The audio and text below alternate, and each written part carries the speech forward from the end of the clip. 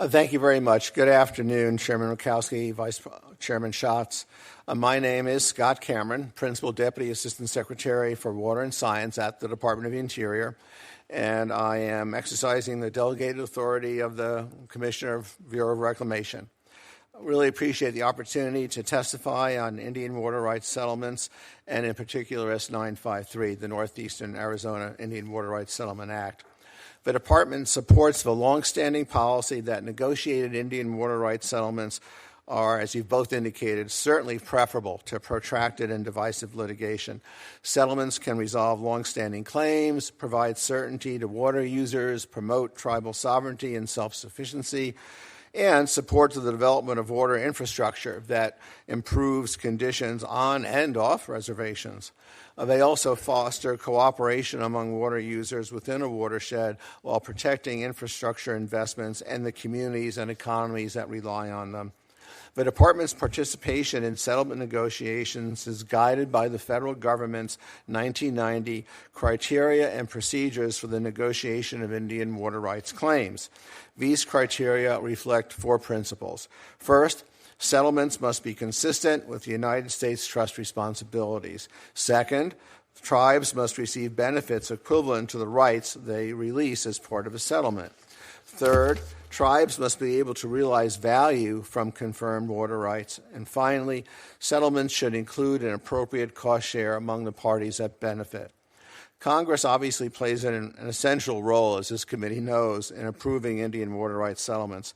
The Department stands ready to work with this committee to support settlement negotiations. We are also committed to implementing enacted settlements as necessary funding is available. With approximately $13 billion in Indian water rights settlements pending before Congress, it's important that settling parties have realistic expectations regarding the level of federal funding. S953 addresses water rights claims across approximately 11.5 million acres in northeastern Arizona, which is home to more than 100,000 members of the Navajo Nation, the Hopi Tribe, and the San Juan Southern Paiute Tribe. The bill would ratify a negotiated settlement among the tribes, the state of Arizona, and more than 20 other parties, and that's clearly very impressive. It would quantify the tribe's water rights in Arizona, including rights associated with the Colorado River in both the upper and lower basins, and provide waivers for claims among the parties.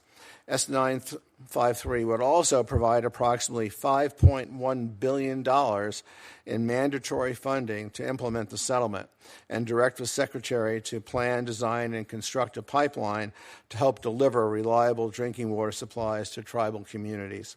The legislation would establish tribal trust funds and allocate certain upper basin Colorado River water to the Navajo Nation and the Hopi Tribe.